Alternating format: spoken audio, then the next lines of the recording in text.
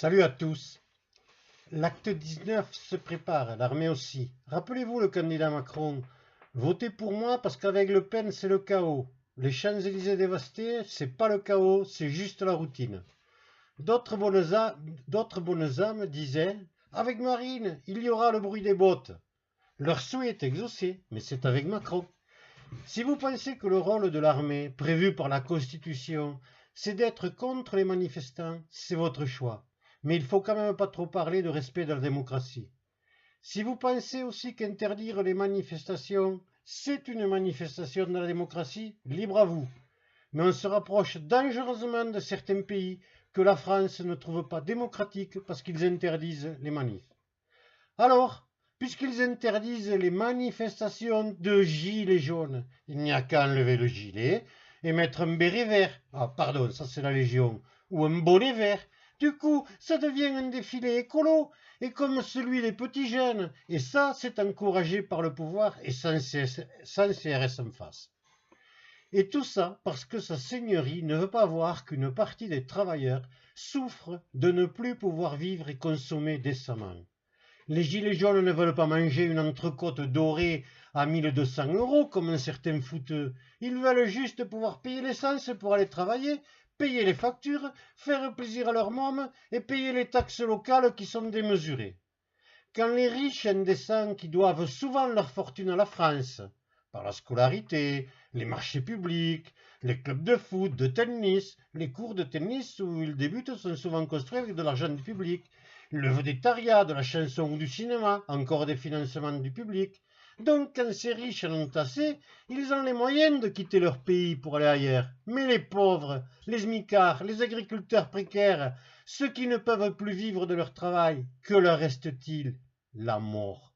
On nous parle des 80 commerces pillés, mais on ne nous dit plus le nombre de suicides d'employés ou d'agriculteurs.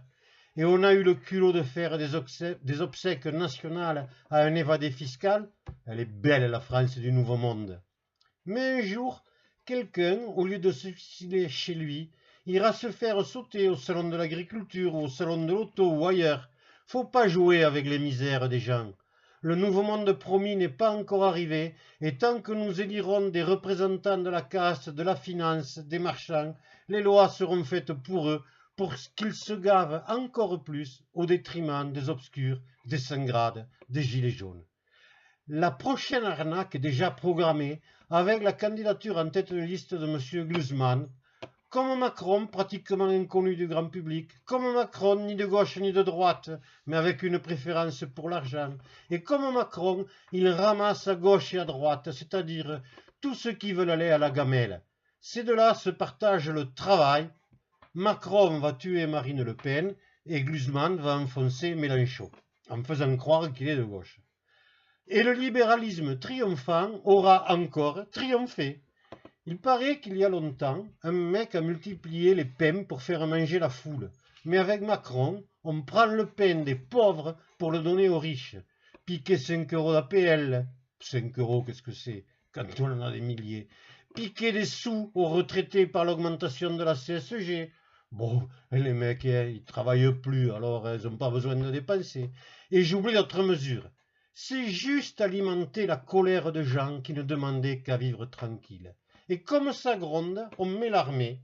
Signe d'une bonne démocratie, diront les macronistes, mais quand même un peu inquiétant pour une démocratie vacillante qui a trébuché en 2008 quand Sarkozy et les larbins du PS ont volé le vote des électeurs au référendum de 2005. Vous avez dit démocratie?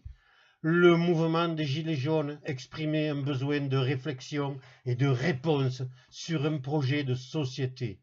Une société dans laquelle chacun pourrait vivre dignement de son travail, qu'il soit urbain ou rural, avec une égalité d'accès aux services publics. Et la seule réponse de nos gouvernants, l'armée dans les rues.